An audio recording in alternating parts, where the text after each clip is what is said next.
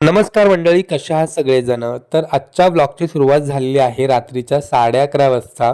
तर आता जी लोक आपल्याला इंस्टाग्रामवरती फॉलो करतात त्यांना ऑलरेडी माहिती आहे की आम्ही आमची वेडिंग ॲनिव्हर्सरी सेलिब्रेट करण्यासाठी सध्या महाबळेश्वरमध्ये आलो आहे.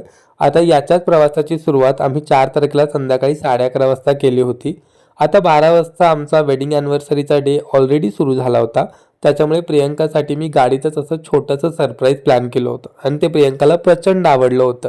तर अशा रीतीने हसत खेळत भांडत का होईना आम्ही आमच्या लग्नाची 5 वर्ष पूर्ण केलेली आहेत. असो, तर दुसऱ्या दिवशी पहाटे 6:30 वाजता आम्ही आमच्या रिसॉर्टवरती पोहोचलो होतो. तुम्ही बघू शकता किती अंधार आहे आणि सध्या महाबळेश्वरमध्ये प्रचंड थंडी आहे. आता एवढ्या सकाळी आम्हाला चेक इन मिळणार नव्हतं, त्याच्यामुळे मग आम्ही थोड्या वेळ हॉटेलच्याच एका वेटिंग रूममध्ये वेट केला आणि त्यानंतर थोड्या वेळाने आम्हाला त्यांनी गरमागरम चहा दिला, जो थंडीमध्ये मॅन्डेटरी होता. पहाट झाल्यानंतर आम्ही बाहेर येऊन थोडंसं रिसॉर्ट एक्सप्लोअर केलं.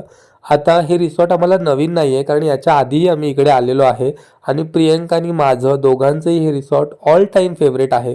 किती स्वच्छ, सुंदर आणि भव्य परिसर आहे, तुम्ही बघू शकता. त्याच्यामुळेच हे रिसॉर्ट आम्हाला प्रचंड आवडतं. आता आमचं जे चेक इन टायमिंग आहे ना, ते सकाळी 11:30 वाजताचं होतं. त्याच्यामुळे आजचा ब्रेकफास्ट आम्हाला हॉटेलमध्ये इन्क्लूड नव्हता. त्याच्यामुळे मग आम्ही बाहेरच जवळच्या रेस्टॉरंटमध्ये जाऊन आमचा फेवरेट ब्रेकफास्ट घेतला. ब्रेकफास्ट घेतल्यानंतर एक चहा पुन्हा एकदा मॅन्डेटरी होता, कारण खरंच खूप थंडी आहे महाबळेश्वरमध्ये. आता एवढा टाईमपास केल्यानंतर सुद्धा आम्हाला चेक इन मिळालं नव्हतं.